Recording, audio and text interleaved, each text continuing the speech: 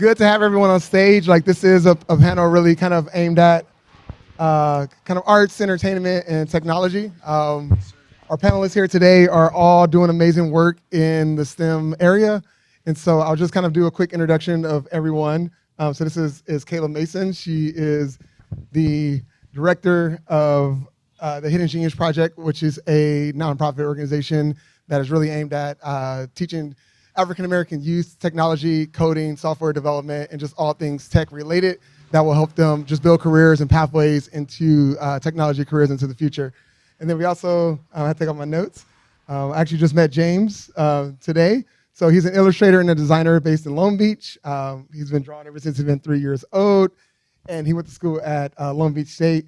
Right now, he's been doing a lot of great work and getting his art kind of showcased in museums and expositions all over the world. And right now, he's working at Able Arts Work, which is an organization that he'll be able to talk about a little bit later. Then we also have Andre Simmons, aka Dre Kid, True Cons. He is the artist that's responsible for most of the work inside of our space. And so early on, he's really been a big supporter of us and helping us to curate the art, the look and the feel of our space. And so just really been a great partner of ours. So just really excited to hear about what he has to talk about. And then coming in last is Dame Taylor. Dame Taylor is the executive director and founder of Monster Sessions, Monsters A&R, which is a music and technology kind of platform that really teaches the music arts and teaches, the front end, the back end, really how to be a professional in the music industry. And so he's been building some great things that I've just found out about today. And so we'll have this conversation today. And so I'm just going to start with Dame towards the end. And so Dame, really, you've been working with independent artists for ever since I've known you. And so really just want to kind of ask you the question just overall, how have you seen the independent market in terms of being an entrepreneur in the music and entertainment industry kind of change over the past couple of years? Absolutely. I mean, it's changed because of the internet. Creatives have access to control their whole entire career from start to finish. So, yeah, the internet just made the independent world just completely accessible for anybody. Right. And I think with that said, just understanding that the internet is out there is a way that a lot of people have really been able to just find different careers and different ways of kind of growing their brands and their music and getting it out to people. And so I know, Dre, you've been doing art for a while, ever since I've known you in high school. So me and Dre actually went to St. Bernard's together, been knowing them for a while, and was really happy to reconnect with them when we came back to LA. And so when it comes to the actual arts, you're an artist. I'm pretty sure you've done some music in your life, made some beats, but you're really focused on building art that tells a story. And so I'm just curious to kind of hear how has your art really spoke to our community over the past year, especially given all the drama that's been happening in our community. Oh, wow. So I can't really speak to the overall narrative of how the audience perceives my work, but just how I guess I perceive them perceiving my work. Overall, the narrative has been crazy over the last 10 years, I say, with more consciousness amongst the community, more marches, and it's been great to see that more people getting more conscious, more active in the community, and seeing spaces like this in the last few years coming up. It's been really great to see in this community specifically because this is where I'm from, Inglewood, California, and we know what's going on down the street.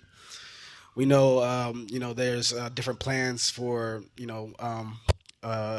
bringing more income into the city, and we know what that means. And retaining ownership in the midst of all that is very important. So doing artwork that supports that voice, that narrative, is something that I don't take for granted. Yeah, no, I appreciate that, man. I mean, like you said, we know what's coming, but we really want to be a part of it. Reese always says, why can't we be the they?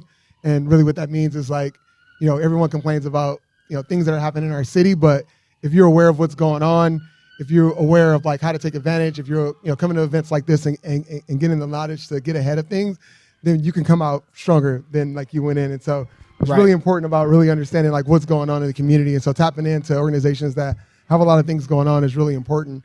And so we'll keep moving along to James, and then we'll kind of have a general conversation. So James, tell us a little bit about Able Arts and just a little bit about yourself and what you do I know that organizations that are teaching arts are like really important, and I think that having the organizations that kids can go to, whether it be an after school program, whether it be something that they can just do to get off the street, get away from gangs, is really important. So really interested in hearing about Able Arts and some of the things that you've been doing. Yeah, thank you. My background is as an artist. I got a degree in illustration, and that's kind of where I started out going to before branching out to design and other aspects of art. And doing like the workshop kind of stuff, bringing arts to the community.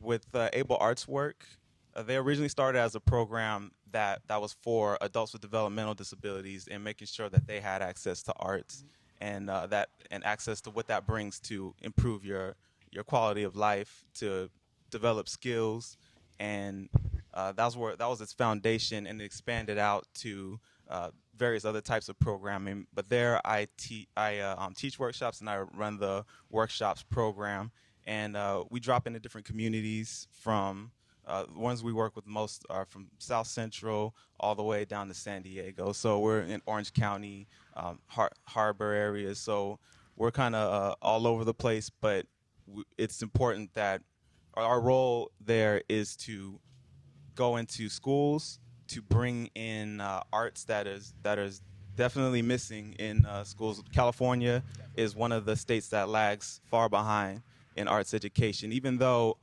it is required. It is state mandated that we do have arts education access to every student in this state. So we're still behind. So it takes organizations and partnerships to bring that full everything that's necessary for kids' development forward. And not only that, we also are in the community in general too. I've done workshops at the California African American Museum, at different community events. So arts is something that it's for development of kids and for the person, but it's also development of community and for us to be able to connect to each other as well. Yeah, and like that's great to hear. I mean, and as you all can see, like we're really focused on like the STEM initiatives. So we have so I do a little bit of science. So I have a Black engineering podcast that I'll touch on a little bit, but kind of bringing us home to like the technology and the engineering part is Kayla Mason, and we're really excited to be able to like work with the organization. One, I've known about them in the Bay Area. I used to work at Facebook, or I work at Facebook, and when I was in the Bay Area, really got to know like this organization. And really just saw the things that they were doing, having some of their founders and some of their executive members come to workshops, just talking to them, volunteering my time, obviously being really passionate about being a Black engineer. It's only about 1% of us within the Fortune 500 companies, and so just continuing to kind of grow that. But wanted to introduce Kayla. She's running the Hidden Genius program. And so can you just tell them about the Hidden Genius program, and then we'll kind of tell them about some of the things that we have planned. Absolutely. Hi, everyone. First, I love just bringing the young people, the geniuses that we work with. I think it's important that they are really being able to elevate their voices. And so I have here one of our first inaugural geniuses out of South LA, Elijah Flores. Elijah, if you could just tell them a little bit about yourself, your business, and the mission of our work. Okay. So, hi, everybody. My name is Elijah Flores. I'm 15 years old. I'm in the Hidden Genius program, and I feel like okay. So I'm Churro Man Can. I have a business, Churro Man Can. I do churros. I'll be out at Lamert Park this upcoming Juneteenth celebration, in the party in my living room section. So I'll be there with my churros. With theirs? Yep. Easy. You tell me about you, bro. So that's what's up. And the Hidden Genius mission statement is: the Hidden Genius Project trains and mentors Black male youth in technology creation, entrepreneurship, and leadership skills to transform their lives and the lives of the people in their community. Yeah. Thank you. So there are a group of young Black men all across South LA right now developing their coding skills. Terrell kind of alluded to that. So they're learning back-end development, a lot of the computer science programs, your Python, your JavaScript. It's a 15-month commitment. So Elijah and his brothers have spent around 800 hours together. Even within the pandemic. So when you're talking about tech access, I think it's really important, whether it's in the virtual environment, transitioning back to in person, that we're creating spaces for them to really thrive and shine. Yeah, no, and that's great. Yeah, and like we're really interested in like helping them build a foundation here in LA, like as they get kickstarted, or not kickstarted, but just actually getting going here in LA and being able to connect with our youth. And so one of the things that I kind of see here is that, you know, it is important to invest in our youth. And so I'm just curious, and I'll open this up to the panel. Like, why do we feel that it's important for us to invest in our youth? And so, like, maybe Dame, you want to, because you've been doing the Monster A&R sessions. So if you kind of just touch on that and some of the kids that you've been working with. I feel as though it's important for me to invest in our future leaders. I don't know. I just woke up one day and felt like it was a duty for me to give back. You know, I had a career in the music industry that I never planned, and it was tough. I was a 16-year-old kid in the professional music industry with a bunch of 30-year-old guys that never gave me advice. They didn't help me. And so I had to learn through trial and error. I signed some bad contracts, some good contracts. I was taken advantage of by a lot of big-time producers, and I produced a lot of hit songs and didn't get credit for it. And looking back at that situation, I could have avoided a lot of situations had I known certain things, you know? And the one thing about the internet and a lot of creatives taking their career into their own hands, being independent, is there's no guidance, there's no real world experience. Everyone's trying to figure things out through the internet, and there's no one there to help them. And you have people from 16 years old to 36 years old all trying to do it themselves. And just after so many years of having hundreds and hundreds and thousands of people sending me messages asking the same questions in private messages, that's when I realized that I needed to step up and bring people into a room instead of just answering questions in private DMs. I wanted to bring a lot of these people from all over the world to just give them, to answer the questions and give them the advice they need so that they can have an effective path towards their success and not be taken advantage of. So. Yeah, nice. Thanks for that. And then, Kayla, I'll bring this question to you. Like, why was it important to bring the Hidden Genius program to LA? Yes. So I think a lot of times when we have these conversations, we're talking about all the things we need to do for young people, but we don't create the access for them. So with this program in particular, the Hidden Genius Project has been in existence since 2012 in the Bay, and the founders were really unnerved by the juxtaposition between the Silicon Valley area and access to those tech jobs and young Black boys on the east side of Detroit. And so now that we're at a space really in the country where we're elevating the conversations around Black people, it's important that we expose young people across our communities to tech, regardless if they are 5-hour drive from the Bay. There are a lot of dope tech companies here in LA, and our Elijahs don't have access to them. So I think it's important, if it's not the Hidden Genius Project, other organizations that are committed to exposing our youth and then creating access for them to launch their businesses as well is equally important. And Elijah, really quickly, why do you think it's important for you for us to have, you all to have access to these types of spaces? I feel like it's important to us because technology is the future. Like late and great Nipsey Hussle said, technology is going to take over, and we need to be on top of it. That stuff's going to need fixing, and the Hidden Genius Project are teaching us about this stuff, how to create it, how to fix it, how to start businesses from it. So I feel like that's important. Yeah, that's what's up, man. Yeah, one of those. And so, Andre, Dre, we'll go to you next. I know you always tell the story about like when you were in high school and just being introduced to art. And so, you know, I'll let you speak on it, but like, how did you get introduced to something that was able to motivate you to do what you do now and being an infrastructure designer? I don't even know what that is, but I know what it is, but at the same time, it's like really dope. And so I just think like, how were you able to go from like getting involved to art to being creative director at like multiple companies, building brands, building your own merch? Like how important was it to kind of kickstart your creativity to get to where you're at now? It's funny that we're on a panel with such like, you know, the teachers and mentors that are really, you know, bringing that impact to the youth, because that's where it kind of starts, is the teaching. In our generation, we didn't have the best teachers, but I kind of stumbled upon one within my art teacher. His name was Mr. Dimitrica, and it was by accident. I took the art class just thinking like, okay, this is gonna be easy A. I'm gonna be in this class for the first couple weeks. I'm gonna ease out slowly, and I'm gonna start ditching this, and I'll just get the easy A. But within the first couple of weeks, I was actually kind of engaged in the class because the teacher would give these assignments where he's, challenging you to sketch, and he's sketching at the same time. He's doing the work also, and you're seeing his work, and it's like his work is out of here. And I'm competitive, and I want to show him that I could do my thing too. So when he comes around, I'm doing my best sketch, and he comes around. I want to get his approval on it. And he's like, oh, that's good. But he grabs my pencil, he erased like half of it, and he draws it over it, and it's like way better. And I'm just like, this is your drawing now. I can't even like take credit of this anymore. So my plan was to make sure that he didn't take the pencil out of my hand and erase half the work next time he come. And each time he came around, it would be less and less erasing my work and more or less just accepting it like, oh, okay.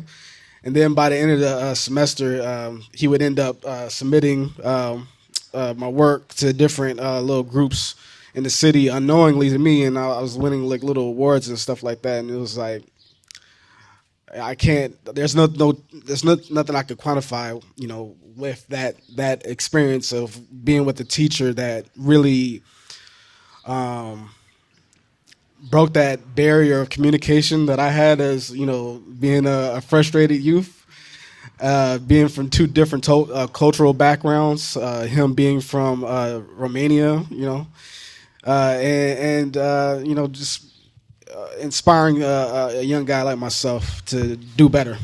Yeah, and the only reason I brought that story because I think, like the teachers are important. We all know that teachers are not getting paid what they deserve. I think there's a lot of people out here who would love to be a teacher, and who are finding different ways to make that come true without traditional education. But the reason why I said that is because I think that story is so important. The work that Dame is doing, the work that Kayla is doing, really being a teacher, really being a mentor, really helping to teach people that there is a way to do something. And so, James, with your organization, I mean, you guys teach and you expose kids at an early age. Is that fairly true? So how have you seen kids, similar to what Dre just mentioned, how have you seen them be inspired to go out and really try to do something else, or at least to get started on understanding that there's something that they're passionate in? Well, I mean, yeah, it happens in a lot of different ways. I've been really lucky to see that spark in young people a few different times, and yeah, I think just being able to just expose them to as many things that's different, that's making sure you're bridging that connection, like you were just saying, you're in one of the best art cities in the world, but then there's that invisible barrier if you live just down the street from Mocha or LACMA or the Getty, or Hollywood. So I think just bringing in, I brought in, I've been lucky to have great friends that come in that are artists that are down for the same cause. They'll talk to these young people and they'll show them their materials. They'll show them how they do it and their own personal experience of working in these different arts industries. And that connection where you see somebody that will come and talk to you and explain it to you, that makes a big difference. I think also another key point too that comes up is something. I have a workshop. It's called a zine workshop that we were teaching, and zines are like mini booklets that you can make your own kind of designs, fill with whatever you want in them. And these students were new to it, and we're teaching this over. This is recent, so this is over virtual. This is during the pandemic, the height of the pandemic. And some things that stuck out to me were when students would give feedback I didn't have a way of expressing what I was going through, but now I have this format, I can use this in the future. So it's a tool to not just, it can lead you to employment, it can lead you to you can do a whole nother job. You don't have to do arts, but arts will benefit you if you're innovative somewhere else, because innovation is central to art making. Yeah, definitely. I 100% agree with that. Being an engineer, sometimes, like I'm a lazy engineer in a sense, because I try to think about the easiest way to get the problem solved with doing the least amount of work. And so some people say it's a genius, hidden genius, and some people just maybe like, oh, I could have done that, but hey, you didn't think about it, so you wasn't as creative as me. And so I say all that because, you know, I think investing back in our youth is like really important. The reason why, you know, the organizations are here and like these are organizations that I really support is because I see myself as like in Isaiah and like growing up and like these are the programs that I would have wanted to be in. And I found other programs to be a part of, but seeing things like this, I know how important they are. And so just really quick, Kayla, like if you could just talk through like some of the support that you've all had in LA and like some of the things that you have going on over the next couple of months. Yes, for sure. I always just shout out my roots. I was born and raised in South Central, a part of the Saya Coco Community Coalition, if you're familiar. But there are a lot of just grassroots organizations that have been behind us. Brotherhood Crusade is another one I like to give homage to. There's also just a lot of dope people and artists and entrepreneurs who found out about our work and are willing to join a Zoom session, willing to talk about how to do capital investments and like what does it look like to start up and incubate an idea and bring it to life. So if you are someone who is just excited about helping the next generation of business leaders and folks who might give us jobs, I encourage you to definitely reach out to us. And the organization is partnering here. So our office will be literally on the corner. So there will be more about that. But shout out to Terrell for making that happen. Yes, but it's great to meet all of you. Elijah, would you like to say it?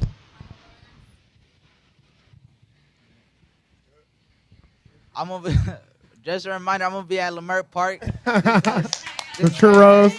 Churro Man Can. Which are your social? My Instagram is Churro Man Can. I have business cards right here. If anybody here wants one, I'll give it to you. See you tomorrow. What kind of churros you got? I got Fruity Pebbles, strawberry shortcake, and regular churros. That's what's up. And we'll just finish off, James. Like where can people find more about you and your organization?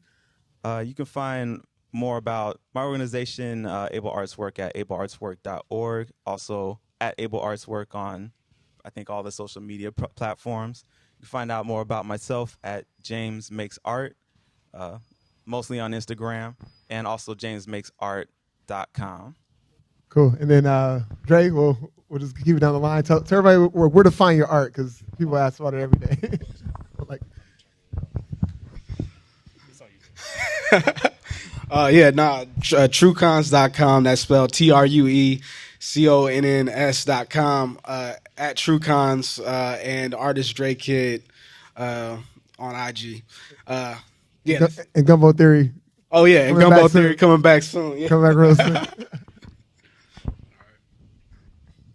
Yeah, and then like just tell us about Monster A&R and like where people can find you, and feel free to connect with Dame if you're here in person. Yeah, if you can tell them like what it is and like where to find you. Sorry. So Monster Sessions is ultimately an innovative approach to music education. I'm a huge advocate of education, but currently I feel as though there are not a lot of promising careers in music. So I don't think music creatives should be going to four-year universities to pursue careers in music because there are no careers. And all the people that do have careers in the music industry are not going to school for music. They're business majors, they're marketing majors, they're accounting majors. They're the ones that are getting the A&R jobs, not the talent. And so a lot of creatives are investing in 2 to 4 year education, and they're not getting jobs in the music that allow them to pay this back. So we're ultimately offering a streamlined version of all the different curriculum that they teach in traditional music school. And we just want to provide like a more effective way to educate creatives so that they're not in debt, so that they can get straight to their goals. And we focus more on providing hands-on education and mentorship and development and helping to create opportunities for them. So the platform is called Monster Sessions on all social media platforms. My name is Dame Taylor, And you can find me on social media as Dame Monster. So you got Dame Monster, Monster Sessions. That's about it. And you can hit his line. So thanks for the panel. We can just give them another round of applause. Really appreciate you all. Let's connect with them. We will be talking in the future.